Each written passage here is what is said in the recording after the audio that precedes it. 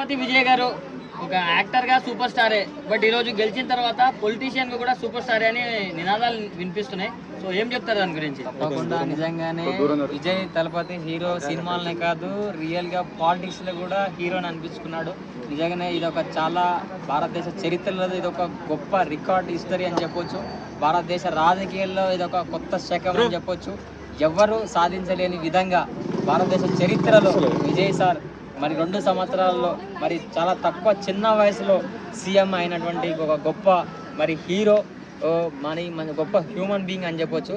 దేశ రాజకీయాల్లో చాలా తక్కువ మంది, చాలా అరుదైన ఘనత మన విజయ్ హీరోకి దక్కడం నిజంగా నాకైతే చాలా సంతోషంగా ఉంది. మనం తెలుగులో చూసాం, మన గతంలో మరి 1980లో రామారావు గారు పార్టీ పెట్టి మరి 1980 సంవత్సరంలో మరి 9 నెలల్లో పార్టీ పెట్టి మరి అధికారంలోకి వచ్చారు మన అన్నగారు నందమూరి తారక రామారావు. తర్వాత కొంత తమిళనాడులో జయలలిత గారు, ఎంజీఆర్ గారు గతంలో వాళ్ళంతా ఏంటంటే ఎక్కువ సంవత్సరాలు ఏజ్ ఉండి కష్టపడి ముందుకెళ్ళి సాధించినటువంటి వ్యక్తులు. కానీ ఇక్కడ విజయ్ సార్ వచ్చేసి ఏంటంటే చాలా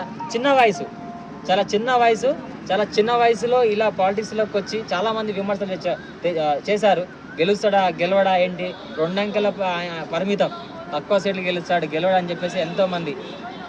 మరి లైక్ ఈ ఎలక్షన్స్ కి ముందు చూసుకుంటే తలపతి గారికి చాలా అడ్డంకులు వచ్చాయన్న. లైక్ ఫాల్స్ ఎలిగేషన్స్ చేశారు, లైక్ త్రిషతో సంబంధం ఉన్నారు, మరి సినిమా కూడా రాయనీయకుండా చేశారు. మరి దాని గురించి ఏం చెప్తారు? అవును, అంటే ఇది ఒక చాలా మంది ఒక పోటా తత్వంలో సాగింది, చాలా కష్టాల్లో ఉన్నటువంటి చాలా అలాంటి తత్వంలో వచ్చి నిజంగా సినిమా కూడా రిలీజ్ చేయకుండా చాలా సినిమా పరంగా కష్టాలే వచ్చినాయి. ఇంకొకటి పార్టీ పెట్టినప్పుడు చాలా మంది అక్కడ ప్రభుత్వం కూడా పర్మిషన్ ఇవ్వకుండా అక్కడ చాలా మంది చనిపోయారు. అప్పుడు బలంగా నిలబడి ఇక్కడ ప్రజల కోసం మరి ఫ్యాన్స్ కోసం అక్కడ చనిపోతే వాళ్ళందరికీ 20 లక్షలు ఎక్స్ట్రా కేటాయించి వాళ్ళందరికీ సాయం చేశారు. అప్పుడే చాలా ప్రజలకి అక్కడ యువకులకి చాలా మందికి ఒక నమ్మకం ఏర్పడింది. ఆ రోజు ఒక తొలిమెట్టు అనుకోవచ్చు. వైఎస్ఆర్సీపీ సోషల్ మీడియా మొత్తం కూడా పవన్ కళ్యాణ్ ట్రోల్ చేస్తుంది. నేను విజయం తర్వాత నీకు 19 సంవత్సరాలు పడింది డిప్యూటీ సీఎం కావడానికి, అక్కడ 2 సంవత్సరాలు సీఎం అయి కూర్చున్నాడని కూడా ఊడిగం చేసే స్టార్ అని కూడా వాళ్ళందరూ ఈరోజు సోషల్ మీడియాలో హ్యాష్ పెట్టి కూడా ట్రెండ్ చేస్తా ఉన్నారు. దీని ఎట్లా చూస్తారు? అంటే ఎక్కడ రాజకీయ పరిస్థితులు ఏ రాష్ట్రంలో ఉన్నాయో ఆ రాష్ట్రంలో ఉంటాయి. సో మన తెలుగు రాష్ట్రాల్లో కొన్ని పార్టీలు ఎక్కువ ఉన్నప్పటికీ సో ఇక్కడ కూడా చాలా టైం పట్టింది. అక్కడ కూడా ఏంటంటే అక్కడ విజయ్ సార్కి కూడా ఏంటంటే ఒకేసారి అక్కడ గతంలో పోటీ అంటే ఉన్న వాతావరణం వేరు, ఇక్కడ వేరు.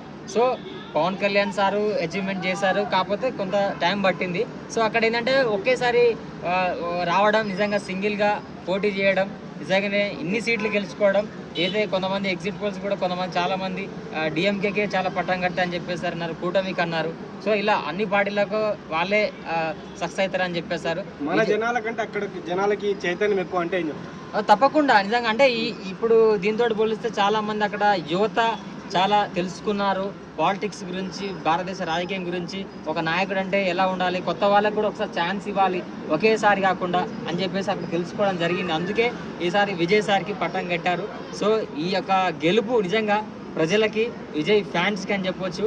వాళ్ళు ఏదైతే అభివృద్ధి దేనికోసం అయితే ఓట్లు వేశారో ఖచ్చితంగా అది విజయ్ సార్ ఫుల్ఫిల్ చేసి, ఇంకా వాళ్ళు చేసిన దానికంటే వాళ్ళు ఎక్స్పెక్ట్ చేసి ఏదైతే కోరుకుని వేశారో అంతకంటే డబుల్ చేయాలని.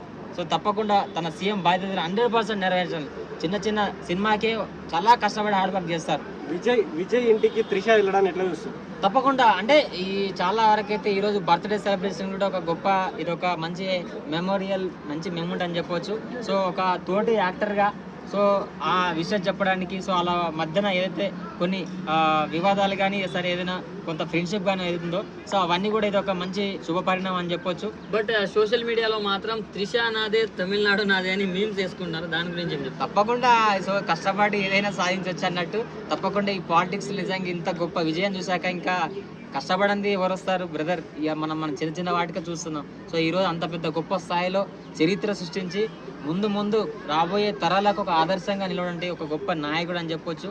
సో అలా ప్రతి ఒక్కరు కూడా యువకులు, ప్రజలు, రాజకీయాల్లో రావాలనుకున్న వాళ్ళు విజయ్ సార్ని చూసి ఇన్స్పిరేషన్ అయ్యి సో ముందు తరాల వాళ్ళు నేర్చుకోవాలి. సో తప్పకుండా ఇదొక గొప్ప హిస్టరీ, సో ఇదొక రికార్డ్ అని చెప్పొచ్చు.